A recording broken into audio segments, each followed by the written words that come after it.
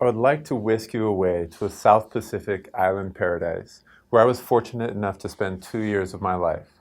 During those 2 years, I had many life-changing lessons that I take with me to this day, but I'd like to just focus on two of them: sharing and forgiveness from a Tongan cultural perspective. When I arrived in my site, I was ecstatic. It was everything that I'd romanticized about Peace Corps. There was a small outer island. There was only 800 people on it, none of whom spoke English, no running water, no electricity. It was everything that I'd wanted in my service. On top of it, I was given this amazing house that was right on the beach. Of course, everything was perfect until that morning, when I was awoken with a bang, bang at my door. I jumped out of bed wondering, what on earth could this be? Tonga is known as the Friendly Islands, and since I'd arrived, I've been treated like nothing but an honored guest. And here somebody was trying to bang down my door in the early morning. Bang, bang, bang, it came again. I rushed to the door to find out what was wrong, and to my surprise, I found the owner of the house on the other side. Sione, what's wrong? I asked him. Now, Sione was in his mid-50s. Generally, he was the kindest, friendliest person you could imagine. His smile stretched from one ear to the next. I swear, Cameron Diaz has nothing on him. He had these bright, kind eyes, typical strong, sturdy Tongan physique. But today, all that kindness was gone. The only thing that I could feel glaring at me was anger. I want you to pack your things and leave my house immediately, Sione said. I want you gone. Now, I had no idea why he was so upset.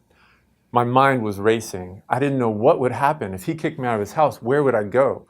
Peace Corps had spent months trying to set up and approve the home. I spent months getting it all ready, cleaning it and fixing the fence and digging my pit toilet. What was I going to do? And on the flip side, I was totally confused what was going on. Beyond the fact that I couldn't think of anything that I'd done to upset him, in Tonga, it's culturally unacceptable to ever show anger. Literally, from the time you're a young child, you're being taught not to get itavave, not to be quick-tempered. When you do get angry, you lose face, you're shamed. And yet, here was this kind, gentle man absolutely losing it on my front door. Sione, I don't understand, I said. What did I do? What happened? Step outside, he said, and I'll show you. So I stepped into the yard, and he immediately directed my attention to these 3 large breadfruit trees in the yard. You see those trees, he said? Uh-huh. Where are all the breadfruit? Now, just a week before, there had been about 40 or 50 ripe breadfruit on that tree. If you don't know what a breadfruit looks like, it's about the size of a volleyball. So 40 to 50 of those is a lot of eating to be done, right? And when they were all coming ripe at the same time, I had no idea what I was going to do. I didn't want to let them go bad, so I decided to engage in the Tongan practice of sharing and pass them out to the families and friends who had been kind to me since I'd arrived. You see, in Tonga, sharing is essentially key to their economic system. Cash is second or third to them. For them, it's a reciprocal exchange economy. They're living at a more or less subsistence level. And the most important thing is social capital, not cash. So they're constantly sharing with one another to build relationships so that they'll help one another if it's ever needed. Every time I walked down the street, people would call out, "Ha'o kai, come eat, let me share a meal with you."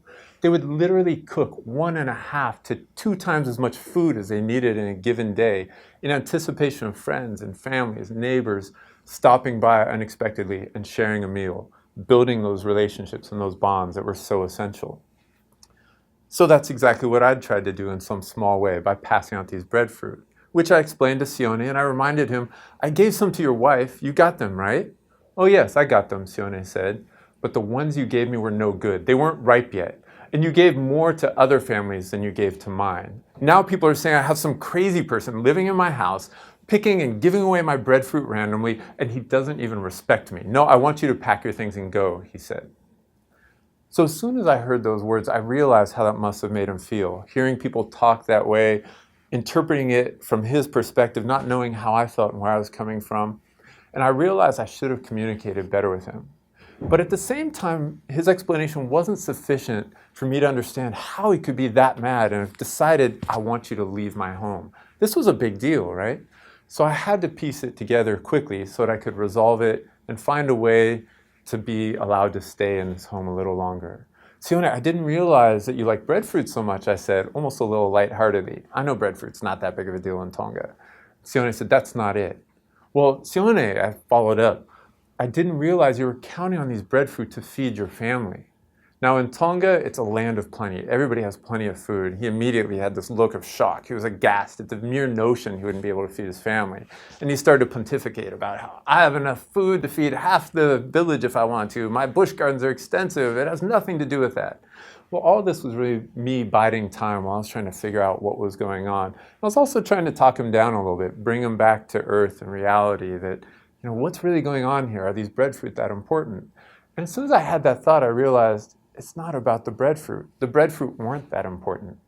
This was about a social relationship.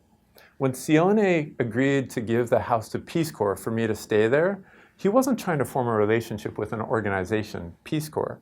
He was trying to form a relationship with an individual, David Dauer, the Peace Corps volunteer. And I wasn't engaging with him in the way he expected. He was bringing me in like family. And I was treating him equal to everybody else in the village. I tried to give him a similar or same amount as everyone else in the village. I wasn't investing in this relationship, the reciprocal exchange. I wasn't giving him the social capital that the Tongan culture would expect and demand. And I immediately was so apologetic. I said, Sione, kaitaki whakamoemoe. Please forgive me. I relied on this Tongan mechanism of forgiveness. Now, when you say kaitaki whakamoemoe, it literally means please forgive me, but generally whatever comes next should be forgiven, almost no matter what it is. It's a key tool for maintaining the peace in these small outer island communities. In Tonga, people laugh quickly, they share generously, and they forgive easily. I said, Sione, kaitaki whakamoemoe, please forgive me. I should have talked to you before picking the breadfruit. I should have talked to you before I passed them all out and made sure that you got as many as you want, if not all of them. I should have engaged with you more. You were so kind in letting me stay in your house, and I feel awful that I didn't reach out to you. And I hope that you understand that I absolutely respect and love you and your family, and I look forward to all the times that we share together. Can you please give me another chance and let me stay here?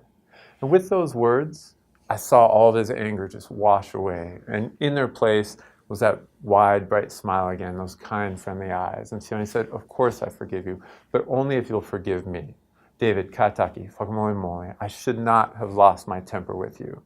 I know that you're still new to Tonga and still figuring things out, and I understand that you weren't trying to disrespect me. For a minute there, I think I was just kind of filled with the devil, but the devil has left me now, and I'm feeling better. Please, stay in my house as long as you want. You are my honored guest. With that, Sione and I embraced, and he went on his way. And I realized that my ability to analyze and understand the situation without him having to explain it to me meant that the Tongan culture was starting to be in me as much as I was in it.